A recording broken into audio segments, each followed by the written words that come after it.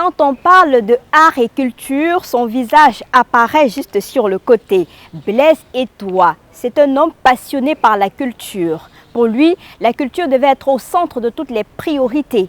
Aujourd'hui, c'est notre invité de la semaine, mais on va également échanger avec lui sur les différents aspects de la communication. Vous l'avez compris, notre invité de la semaine cet après-midi, c'est un expert en communication, mais aussi un passionné des arts et de la culture, Blaise Etoua, qu'on ne présente plus. Avec lui, dans un moment, on va parler de tous les sujets, mais surtout découvrir l'homme. À tout à l'heure. Blaise Etoua, bonsoir. Bonsoir Lille. Comment vous allez? Je vais très bien, merci. S'il fallait se présenter en quelques mots pour les téléspectateurs, vous diriez quoi? Parce que pour nous, vous êtes notre grand frère dans le métier et tout. Et c'est avec beaucoup de plaisir qu'on vous reçoit aujourd'hui. Bonne année surtout. Merci, je reçois vos vœux avec beaucoup de plaisir et je vous présente en retour les miens pour vous-même, votre famille, votre équipe et le top management de Canal 2 International. Me présenter, c'est dire en quelques mots que je suis par métier expert en communication, en marketing et en médiation culturelle. Ce sont trois métiers assez proches parce que traditionnellement le marketing crée à la base de la valeur pour les produits, les services ou toutes les activités que nous souhaitons promouvoir, en tout cas pour lesquelles nous souhaitons développer des publics, que la communication formalise le rapport à ces publics-là et que finalement la médiation permet le meilleur rapport possible entre la proposition de valeur et le public à qui elle est destinée. Est-ce que vous savez que vous nous manquez, vos écrits nous manquent également pour ce qui est de la communication au regard de ce qui se fait aujourd'hui? Aujourd'hui, je travaille principalement dans la communication corporate pour une entreprise du secteur de la banque, vous l'avez dit, mais je continue à me passionner effectivement de l'écriture ou de manière générale de la culture. Quel est votre regard sur la communication de façon globale aujourd'hui dans la gestion de certaines crises et comment est-ce que les gens utilisent ce volet-là pour passer des messages? Je trouve que la communication n'est pas assez exploitée parce qu'à la base, elle est effectivement un instrument qui permet de faciliter l'interaction entre le destinateur et le destinataire des contenus ou des messages. Et quand, dans un monde aujourd'hui qui est un monde essentiellement chrysogène, je trouve que le rôle d'anticipation que la communication peut donner aux acteurs publics, sociaux, économiques ou politiques de manière générale n'est pas suffisamment utilisée parce qu'elle peut effectivement permettre d'anticiper parce qu'on dit très bien qu'en matière de gestion de crise, ce n'est pas lorsque la crise survient qu'on la traite, c'est évidemment en anticipant sur un certain nombre d'indicateurs, signaux forts ou signaux faibles, en les traitant et en ayant dans une interaction prospective ou anticipative avec les publics. Donc si les acteurs avaient cette démarche anticipative-là, je dirais proactive, eh bien peut-être qu'on aurait soit moins de crises, mais comme la crise est consubstantielle à la vie, à l'activité, eh bien on les traiterait en tout cas de manière différente, de manière plus pertinente, de manière plus efficiente. Ça doit être plus facile avec les nouvelles technologies de l'information et de la communication. Pourquoi ça coince alors? Ça coince parce que déjà, parlons des nouvelles technologies, elles ont offert une opportunité. Marshall McLuhan parlait du village planétaire, nous y sommes. C'est-à-dire que les barrières sont effectivement brisées, on a cette instantanéité, on a cette capacité à toucher des audiences formidables, mais derrière ça, il y a aussi, attention, il y a des risques, parce que cette ouverture-là peut générer des utilisations un peu déviantes, peut développer de la cybercriminalité pour ce qui concerne Internet, ou peut m'amener, puisque nous sommes dans le domaine de l'identité, peut amener à des phénomènes d'asservissement intellectuel, identitaire, comme on le voit, et qui peuvent créer des guerres de religion ou des guerres d'identité, comme on peut le voir dans certaines parties du monde. Là, ça me permet de vous demander les bons et les mauvais points. Quand vous regardez l'univers de l'utilisation de ces NTIC aujourd'hui au Cameroun, on a des bons, des mauvais points.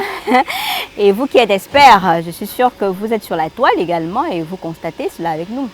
C'est dommage, hein. Vous savez, lorsque les Anglais ont créé la poste, il y a déjà quelques dizaines d'années, c'était un instrument formidable. On ne s'en rend pas compte aujourd'hui parce que c'est entré dans les mœurs. Et j'espère que dans quelques années, ces phénomènes que nous remarquons aujourd'hui, qui sont, je l'espère, des phénomènes de mode, seront derrière nous. Mais je ne pense pas parce que malheureusement, le monde continue à se développer, la modernité arrive avec ses travers. Cela demande une très grande responsabilité. Déjà à partir de la manière avec laquelle nous sommes socialisés à ces nouveaux outils de communication, la manière avec laquelle nous les utilisons, qui devrait être une manière de plus en plus responsable, parce qu'on dit opportunité et liberté entraînent aussi responsabilité. Ça veut dire que les pouvoirs publics, par exemple, sont interpellés ainsi que tous les processus de socialisation ou de contrôle ou de médiation qui sont liés à ces outils-là. Vous qui avez un pan avec les médias, est-ce que lorsque vous regardez la scène médiatique camerounaise, vous vous dites que l'utilisation de ces NTIC en termes de communication, c'est la meilleure ou encore il y a du travail à faire? Il y a beaucoup de travail à faire. Il y a déjà beaucoup de travail à faire en termes de contenu. Nous y reviendrons tout à l'heure dans la deuxième partie de notre échange. Mais il y a surtout beaucoup de communication en termes de compréhension de ces outils. Ils ont des contraintes. Certes, ils facilitent parce que, contrairement aux médias traditionnels dont l'accès déjà en termes de coût était important, l'accès en termes de disponibilité aussi, lorsque vous regardez la couverture par exemple des chaînes de télévision, elle est relativement faible. Aujourd'hui, avec un petit téléphone qui est un smartphone, vous avez accès au monde entier. Donc, ça demande effectivement une appréhension en termes de saisie, une appréhension à encadrer. Et puis ça demande, dans l'utilisation au quotidien, d'une part, effectivement, la production de contenus qui soient des contenus responsables, et de l'autre côté aussi un contrôle responsable de chaque utilisateur, mais aussi d'entités ou de personnes dont la responsabilité serait justement la vigilance par rapport à ces questions. Je vous ai dit, je travaille dans un environnement qui est extrêmement contrôlé. Les opportunités doivent forcément aller avec. Quels sont les défis et les opportunités liées donc à l'utilisation de ces techniques-là pour sortir complètement de façon globale? Je pense que les défis sont des défis de maîtrise.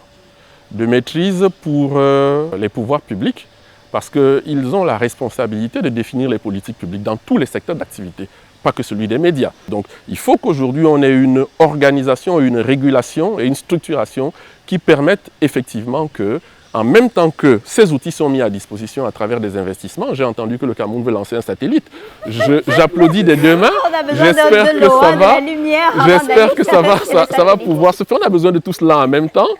Et de l'autre côté, également, avoir des gendarmes, c'est pour ça qu'il y a la gendarmerie, hein, avoir des gendarmes qui veillent à ce que l'utilisation qui en est faite, parce que ce sont des boulevards, c'est ouvert, l'utilisation qui en est faite, c'est comme la police de la route, hein, est une utilisation responsable. Mais ce n'est pas le cas au Cameroun, parce que quand on regarde les déviances sur les réseaux sociaux et en matière de communication, on se pose la question où sont passées ces unités en charge de réguler, d'encadrer la communication, peu importe le niveau où on se trouve. La communication est dans un schéma social global.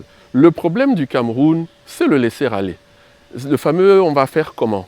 Et ça doit changer. C'est-à-dire qu'à force de laisser faire dans ce pays, on a la situation que nous avons au jour d'aujourd'hui. Et tout le monde y est, des plus hautes autorités parfois, jusqu'à la personne dans la rue, d'ailleurs qui justifie son comportement déviant par le fait que si les gens de Yaoundé se comportent comme ils se comportent, pourquoi moi, singleton, individu lambda, identité non remarquable, devrais-je avoir un comportement responsable? Non, la responsabilité est d'abord individuelle et je pense que finalement, si les gens ont des comportements, si vous balayez devant votre porte et que votre voisin fait la même chose, eh bien on aura une rue propre. On a besoin de votre expertise hein, dans ce domaine-là. Est-ce que vous êtes consulté parfois par le ministère des Postes et Télécommunications ou alors l'ART et autres pour apporter votre vision? Parce que quand on vous voit parler, c'est avec beaucoup de passion. Est-ce que vous êtes consulté? J'ai été consulté par le ministère des Postes et Télécommunications, comme certains autres départements ministériels, mais pour parler de celui-là, dans le cadre de la préparation d'un certain nombre de sommets mondiaux des nouvelles technologies de l'information et de la communication. À l'époque, nous travaillions dans une équipe avec le professeur Nana Zepa, paix à son âme. Donc, c'est des sujets effectivement sur lesquels nous avons effectivement planché et qui continuent à me passionner. On attend un livre aussi, hein. Pourquoi pas dans le domaine. Vous parlez de communication avec autant de passion, mais je suis sûre qu'il y a un peu plus de passion lorsqu'on parle des arts et de la culture, parce que c'est carrément votre deuxième vie. Il n'y a qu'à regarder votre habillement, c'est très bien fait, hein. Vous êtes très beau avec cette tenue, c'est typiquement camerounais, africain. Mais c'est camerounais. Ça vient de qui alors? Mais c'est fait par un jeune styliste qui s'appelle David Fanagen. Merci à lui et merci à Laurentine Assiga, la présidente du réseau des journalistes culturels du Cameroun, qui nous a, parce que nous étions jury du Grand Prix Francophilie des médias et qui a permis que nous soyons aussi beaux vêtus. Et c'est important à dire parce que on parlera du faso d'Anfani tout à l'heure.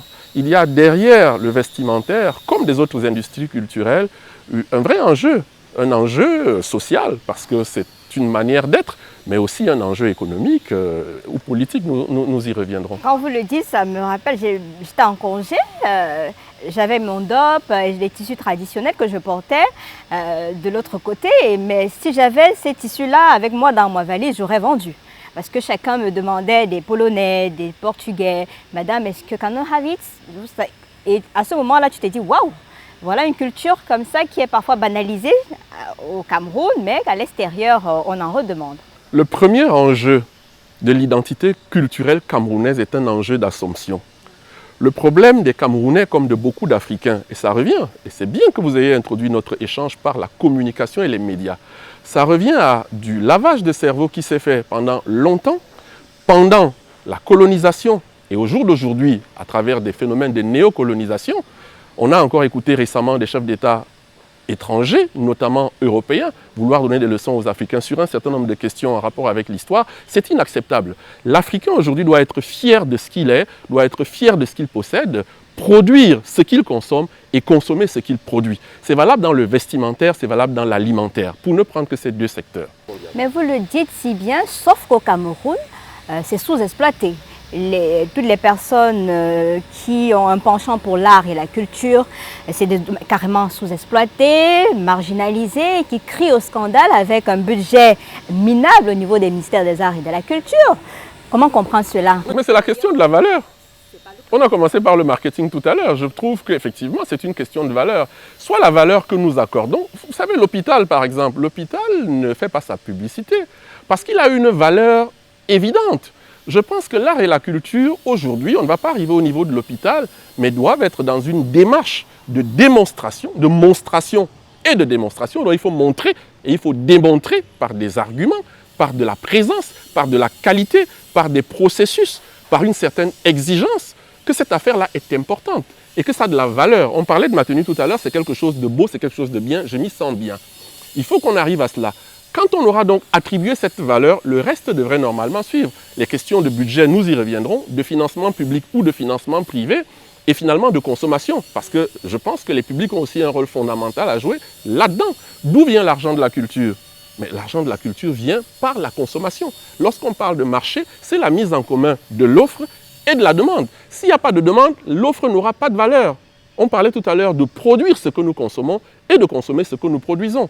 Donc la consommation est quelque chose de déterminant, notamment dans les industries culturelles et créatives. On se pose beaucoup de questions, c'est-à-dire qu'on est maudit et que même ces dirigeants-là ne comprennent pas la nécessité de mettre la culture au devant de la scène. Aujourd'hui, il y a forcément des facteurs qui expliquent ces sous-exploitations. Je pense qu'il y a une question de, on va dire quoi, de compréhension. Lorsque les Nations Unies ont arrêté les 17 objectifs de développement durable, ils ont défini la culture comme étant un élément transversal, donc qui doit irriguer l'ensemble des éléments de cet agenda. Je pense que la culture doit arriver à cela aujourd'hui au Cameroun.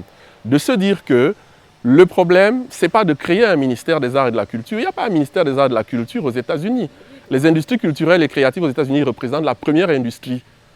Comme les chiffres sur l'armement ne sont pas des chiffres généralement publics, on se pose la question si les ICC viennent avant ou après l'armement. Mais c'est évident, c'est la troisième industrie en Europe, après la construction et l'alimentaire, avant les télécommunications, avant toutes les autres industries. Mais pourquoi est-ce qu'en Afrique, aujourd'hui, on continue à être à moins de 1% du PIB? On est riche, hein? On est tellement béni à tous les niveaux. C'est incroyable. L'Afrique est un paradis. C'est un paradis. Regardez notre potentiel, regardez notre patrimoine. On y reviendra pour ce qui concerne le patrimoine. Mais c'est formidable.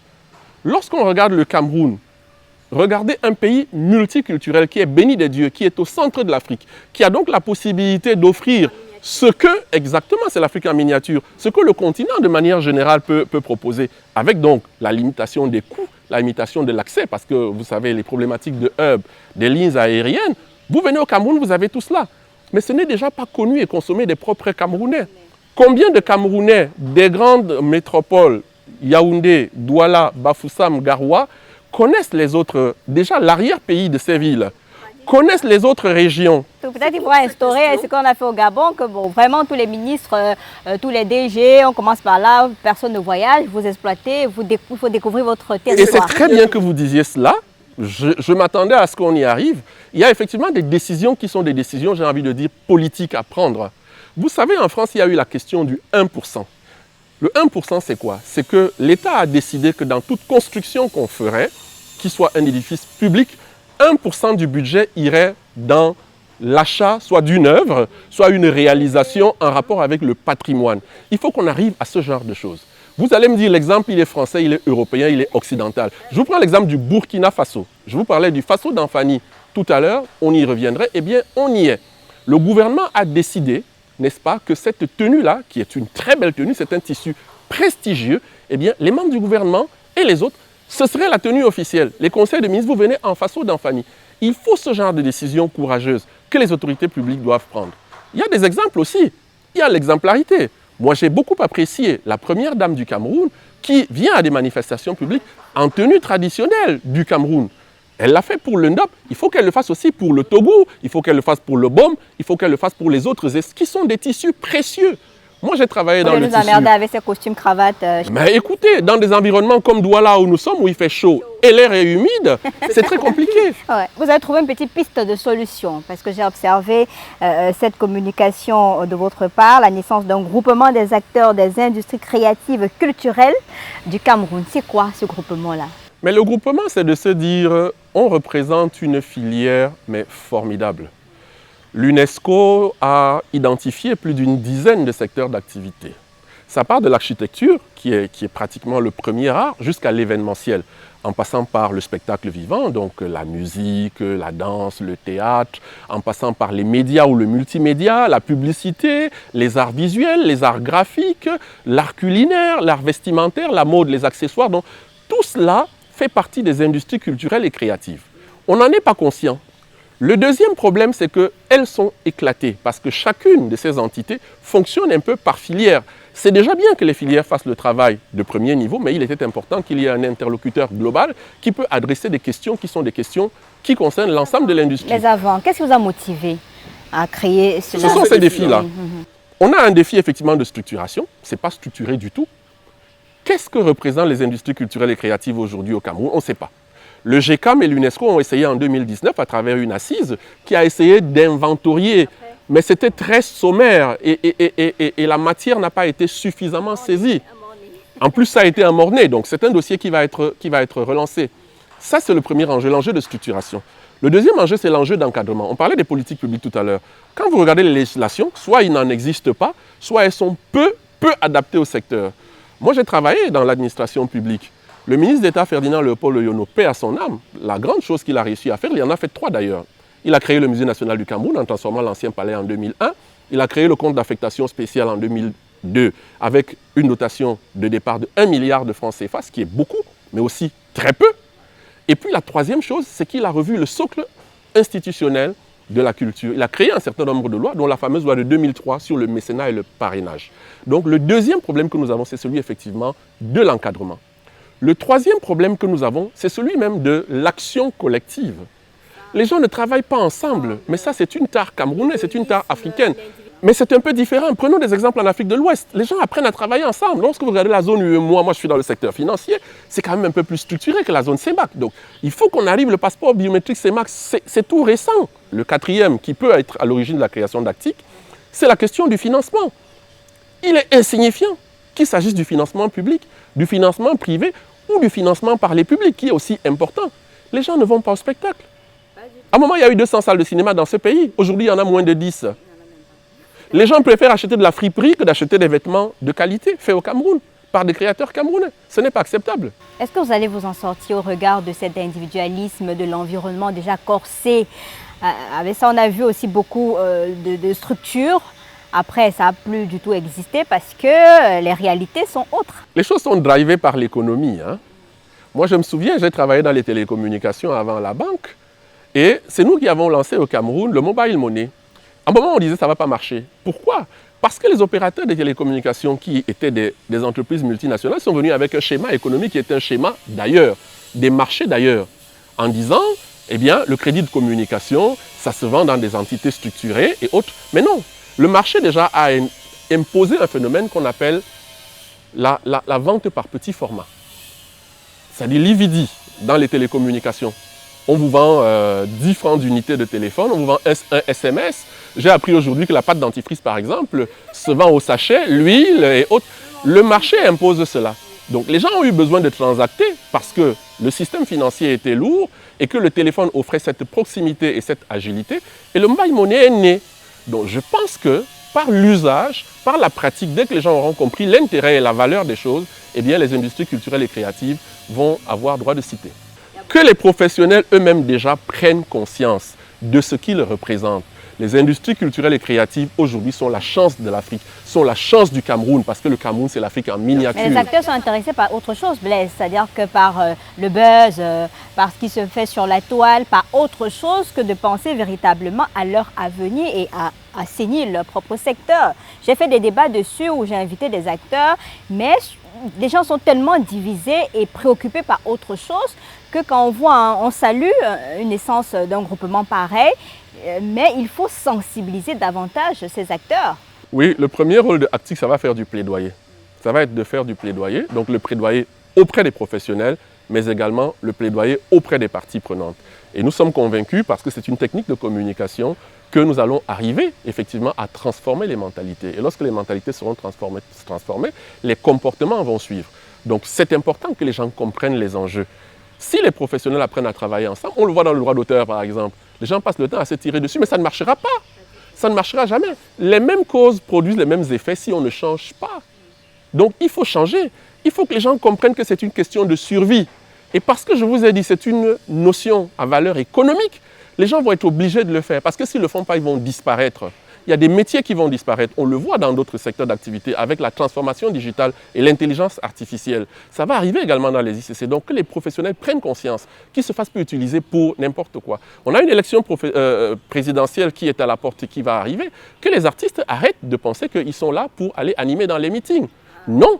Et l'un des chantiers à venir de Actic, c'est justement comme Nicolas Hulot l'a fait en France en 2005 avec le pacte écologique, c'est de demander à l'ensemble des candidats à l'élection présidentielle d'intégrer dans leur feuille de route et leur programme un projet de société culturelle. C'est déterminant, même pour eux c'est important, parce qu'on l'a dit, comme pour les ODD, la culture est quelque chose de transversal et qui va leur donner de la valeur. Peut-être il est temps d'insister sur les avantages et les défis de la création d'un groupement, parce qu'aujourd'hui on se dit oui, on a eu X, on a eu Y. C'est vrai qu'avec le visage de Blaise, parce qu'on sait que c'est quelqu'un de très sérieux et très objectif dans ce qu'il fait, il faut peut-être marteler ces avantages-là aux uns aux autres pour axer la communication sur cette transformation de façon globale du secteur des arts et de la culture au Cameroun. Actic sera officiellement lancé à la fin de ce mois de janvier 2025 dans les deux grandes métropoles de Douala, à travers une conférence de presse, et de Yaoundé à travers un événement, parce qu'on l'a dit, l'événement fait partie de nos supports d'intermédiation et de communication.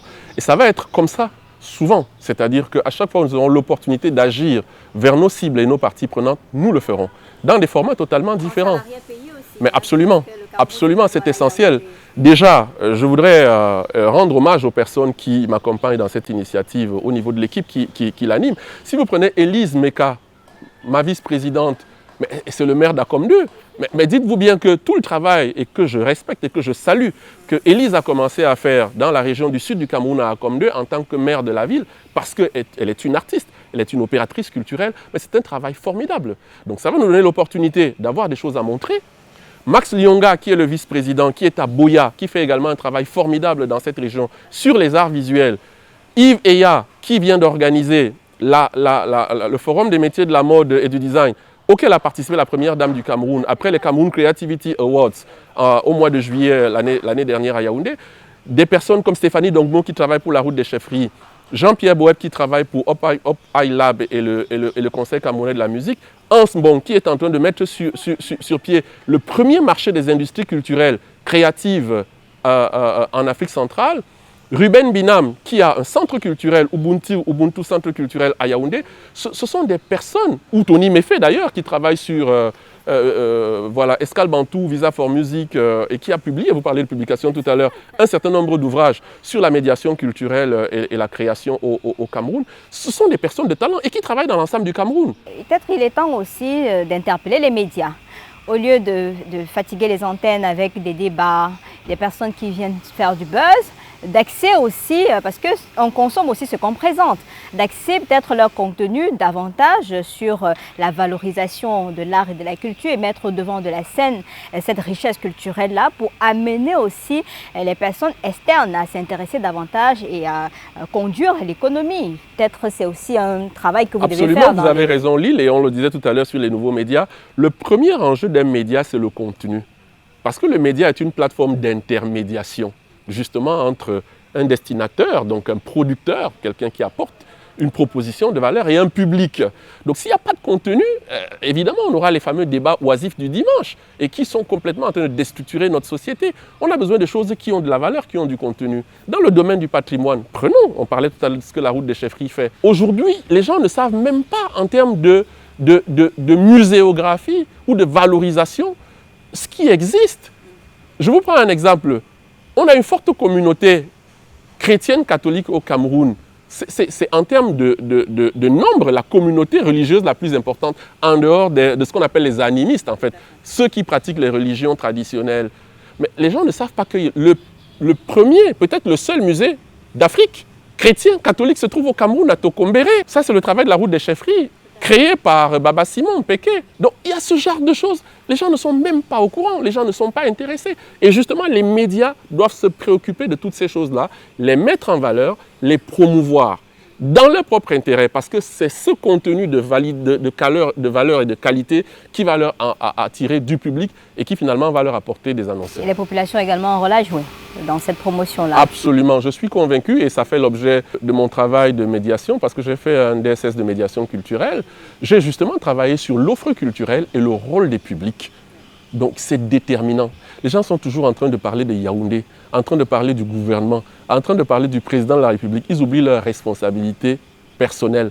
Non, c'est vous qui allez au spectacle. C'est vous qui amenez vos enfants au musée, comme vous les amenez à l'école. Ce sont les parents qui ont la responsabilité de socialiser leurs enfants. Donc, de faire ce premier contact avec l'offre culturelle, avec la langue.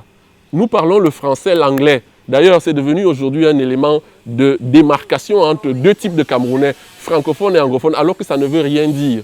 Nous avons des cultures traditionnelles qui d'ailleurs sont des cultures métisses, parce qu'aujourd'hui le métissage a atteint un niveau. C'est pour ça que quand je vois le tribalisme tel qu'il se développe justement dans les médias et les réseaux sociaux, je dis mais est-ce que les gens ils ont compris? Encore, avec tout le métissage qu'on a aujourd'hui, on s'achemine déjà vers la fin de cet entretien. Vous avez forcément des perspectives à venir pour ce qui est de ce domaine de l'art et de la culture. On va d'abord vous féliciter pour cette initiative-là et forcément vous avez des projets à moyen, à long terme pour la suite.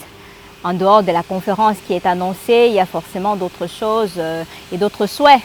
Mais comme je l'ai dit, notre premier enjeu, parce qu'il est déterminant, et ça c'est une chance, une opportunité que nous avons, ce sera de travailler une démarche de plaidoyer vers l'ensemble des candidats à l'élection présidentielle à venir pour effectivement ce programme culturel dans les programmes de société qu'ils vont nous proposer, qu'ils vont proposer aux Camerounais. Et j'espère que ces éléments seront déterminants pour les choix définitifs que nos citoyens auront à faire. Ça, c'est la première chose. La deuxième chose, parce qu'elle n'est pas liée à l'actualité, c'est vraiment d'affirmer ce que représentent aujourd'hui les industries culturelles et créatives au Cameroun. Qu'est-ce qu'elles représentent en termes de pratiques sur le terrain, en termes de propositions de valeur, donc de produits, de services, de substrats, qu'est-ce que c'est? En termes de valeur économique, en termes d'accessibilité, ça se trouve où? Par exemple, lorsqu'on parlait du patrimoine tout à l'heure, ça se trouve où? Dans quel état? En termes de valorisation, donc il faut qu'on arrive effectivement à travailler des catalogues, à travailler des productions, à travailler des choses. Là, je vous ai apporté quelque chose que j'ai acheté hier. Donc c'est un jeu, mais c'est un jeu sur le Cameroun. Vous jouez cela au terme de ce jeu. Vous connaissez le Cameroun? Vous connaissez le Cameroun à 70-80%. Après, vous pourrez éventuellement aller sur le terrain voir, ça parle des langues. Il y a un certain nombre de langues qui y sont, un certain nombre de lieux, les royaumes, les espaces, les sites naturels, les sites culturels, les pratiques culturelles, les us et coutumes. Vraiment, voilà un exemple d'une activité de l'industrie culturelle qui est le multimédia et les jeux, qui peut justement montrer que, eh bien, on peut travailler à transformer socialement le mindset des gens et arriver finalement à avoir des produits, donc un bien économique, donc qui génère de la valeur économique et financière. Vous parlez tellement bien que j'ai plus envie de conclure cette émission. Merci beaucoup Blaise Etoua d'être venu sur ce plateau et rassurez-vous, on va faire le relais. Merci Lille pour cette opportunité que vous nous avez donnée et bonne année encore. Bonne année à vous et félicitations à votre initiative et courage. Hein. Ça ne sera pas facile avec les mentalités qui sont déjà un peu très coincées dans notre pays. Nous y arriverons, c'est justement ça le rôle de la culture, elle transforme les mentalités. Je vous remercie. Merci à vous mesdames, messieurs, merci d'avoir regardé l'invité de la semaine. On se retrouve la semaine prochaine avec un autre invité qui sera certainement passionné par les arts et la culture parce qu'on n'est rien si on n'a pas de culture, hein. On a l'habitude de le dire ainsi. Et je vais conclure en disant culturellement vôtre. Bonsoir.